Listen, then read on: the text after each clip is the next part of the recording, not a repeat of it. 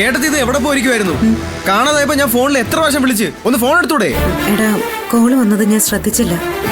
എല്ലാവരുടെ അവസ്ഥ ഇതൊക്കെ തന്നെയാ. ഐശ്വര്യ ഞാൻ ഫോണിൽ ഒരു 100 പ്രാവശ്യം വിളിച്ച്, ഒരു വിധത്തിലെ ഫോൺ എടുക്കുന്നില്ലെന്ന്. നിന്റെ കാര്യം വലിയ കഷ്ടമാണ് പ്രണവേ. ആദ്യം നിന്റെ കയ്യിൽ നീ ഫോൺ വാങ്ങി ദൂരെ അറിയണം. എടാ, ആ കുട്ടി ആശുപത്രി പോയിട്ട് വീട്ടിൽ ചെന്ന് കിടക്കല്ലേ, പിന്നെ നീ വിളിക്കുമ്പോൾ ഫോൺ എടുക്കണമെന്ന് പറഞ്ഞാൽ നടക്കുന്ന കാര്യം വല്ലതാണോ? എന്നാലും ഈ ശിവാനി അവിടെ വെച്ചൊരു മുറിവ് വരുത്തുമെന്ന് ഞാൻ തീരെ പ്രതീക്ഷിച്ചില്ല.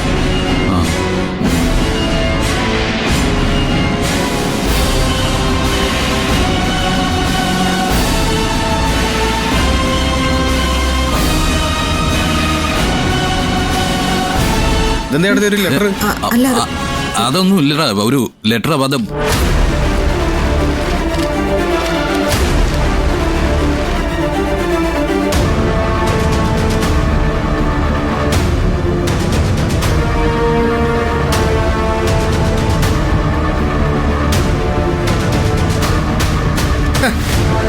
ഇത് കൊള്ളാലോ. ശിവാനി അയച്ച ഡിവോഴ്സ് നോട്ടീസ് അല്ലേ ഇത്? ഇതെന്തായാലും നന്നായി. അമ്മാ, ഒന്നിങ്ങോട്ട് വാ, ഒരു സന്തോഷ വാർത്ത പറയാനുണ്ട്. അവക്കേ പ്രാന്താണെന്നാ തോന്നുന്നത്. നമ്മൾ അങ്ങോട്ടൊരു നോട്ടീസ് അയച്ചപ്പോഴത്തേക്ക് അത് മടക്കി അയച്ചു. ഇപ്പതാ അവള് തന്നെ വക്കീൽ നോട്ടീസ് ഇങ്ങോട്ട് അയച്ചിരിക്കുന്നു. എന്താടാ, എന്തിനാ വിളിച്ചേ? അമ്മേ, എനിക്ക് ലോട്ടറി അടിച്ച്. വെറും ലോട്ടറി അല്ല, ബമ്പർ ലോട്ടറി. ലോട്ടറിയോ? ഏത് ലോട്ടറി? ഇത് കണ്ട, ശിവാനി ഇങ്ങോട്ട് ഡിവോഴ്സ് നോട്ടീസ് അയച്ചിരിക്കുന്നു. ഇനിയിപ്പം നമ്മുടെ കാര്യം കുറച്ചുകൂടെ എളുപ്പമായല്ലോ. നോക്കട്ടെ. എടാ ഗൗതം, ഇന്ന് തന്നെ ഇതുമായി പോയി നമ്മുടെ വക്കീലിനെ കാണണം. എന്നിട്ട് എല്ലാം ഒന്ന് വേഗത്തിലാക്കാനുള്ള ഏർപ്പാടുകൾ ചെയ്യണം. എന്തായാലും അവളായിട്ട് തന്നെ ഒഴിഞ്ഞു പോകാൻ തീരുമാനിച്ചല്ലോ. ദൈവാനുഗ്രഹമാണെന്ന് കരുതിയാ മതി. ഞാൻ ഇതുമായിട്ട് ശിവാനിയെ കണ്ടിരുന്നു. എന്തിനു? ഏട്ടത്തിക്ക് ഇതിന്റെ വല്ല ആവശ്യം ഉണ്ടായിരുന്നു? അതല്ലടാ, ശിവാനിയുടെ ഉദ്ദേശം എന്താണെന്ന് അറിയണമല്ലോ. എന്നിട്ട് അവളെന്ത് പറഞ്ഞു? അത് കോടതിയിൽ വാക്ക് മാറാതിരിക്കണമെങ്കിൽ അഡ്വാൻസ് ആയിട്ട് 10 ലക്ഷം രൂപ കൊടുക്കണമെന്ന് അവള് പറയുന്നത്. 10ഓ 20ഓ എത്രാന്ന് വെച്ചാ കൊടുത്തേക്കാം. ഒന്ന് ഒഴിഞ്ഞു തന്നാ മാത്രം മതി. ഏട്ടത്തി വിളിച്ചിട്ട് പണം കൊടുക്കാന്ന് പറയട്ടത്തി. അതല്ല പ്രണവേ, ശിവാനി ഇങ്ങനെ ഒഴിവാക്കുന്നതിൽ നിനക്കൊരു വിഷമവും തോന്നുന്നില്ലേ? ഡിവോഴ്സ് വാങ്ങണോന്നുള്ള തീരുമാനത്തിൽ ഉറച്ചു നിൽക്കുവാണോ നീ?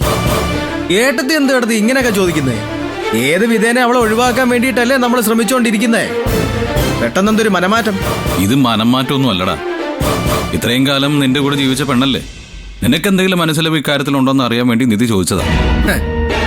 അക്കാര്യത്തിൽ ഏട്ടനും ഏട്ടത്തിക്ക് യാതൊരു ആശങ്കയും വേണ്ട. ശിവാനിയെ ഒഴിവാക്കുന്നതിൽ കുറ്റബോധത്തിന്റെ ഒരു തരിമ്പ് പോലും എനിക്കില്ല. ഈ ഒരു നോട്ടീസ് കിട്ടിയപ്പോ എനിക്ക് എന്തുമാത്രം സന്തോഷമായെന്നറിയാമോ? അമ്മേ, അമ്മയുടെ പ്രാർത്ഥന ഫലം കണ്ടമ്മേ. ഇനിയും 4 വഴിപാടും കൂടെ നേർന്ന് പ്രാർത്ഥിച്ചോ. ഇത് പിടിച്ചേ, ഞാൻ പോയി എന്റെ ദൈവങ്ങൾക്ക് നന്ദി പറയട്ടെ. ഈ ശിവാനി എന്താ ഗൗതം ഇങ്ങനെ? എനിക്ക് തലക്ക് ഭ്രാന്ത് പിടിക്കുക. ഡിവോഴ്സ് നോട്ടീസ് അയച്ച് നമ്മുടെ പ്ലാനിൽ അവൾ ഇങ്ങനെ ഒരു ട്വിസ്റ്റ് ഉണ്ടാക്കുമെന്ന് ഞാൻ ഒട്ടും പ്രതീക്ഷിച്ചതേയില്ല. നമുക്കിത് ഇവിടെ വെച്ചങ്ങ് അവസാനിപ്പിച്ചാലോ ഗൗതം? ഞാൻ ഇപ്പോഴും ചോദിക്കുവാ, ശിവാനി തിരികെ കൊണ്ടുവരണമെന്നുള്ള ആഗ്രഹം നമുക്ക് ഉപേക്ഷിക്കാം.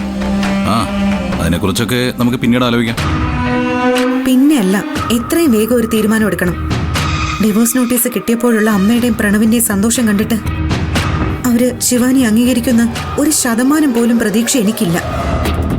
ഇത് വേണ്ട ഗൗതം. നമുക്ക് ആലോചിക്കാന്ന് പറഞ്ഞില്ലേ? നീ പോയി റെഡി ആയിട്ട് വാ. റെഡി ആവാനോ? എവിടെ പോവാൻ? ഇത്രയും ടെൻഷൻ ഇടയിൽ നമ്മൾ നമ്മുടെ ജീവിതം മറക്കാൻ പാടില്ലല്ലോ. എന്ന് വെച്ചാ നമ്മളൊന്ന് പുറത്തു പോകുന്നു. പുറത്ത് എവിടെ? അതൊക്കെ പറയാം. ആദ്യം നീ ഇങ്ങോട്ട് വന്നേ, റെഡി ആയിട്ട് വരാം. വാ.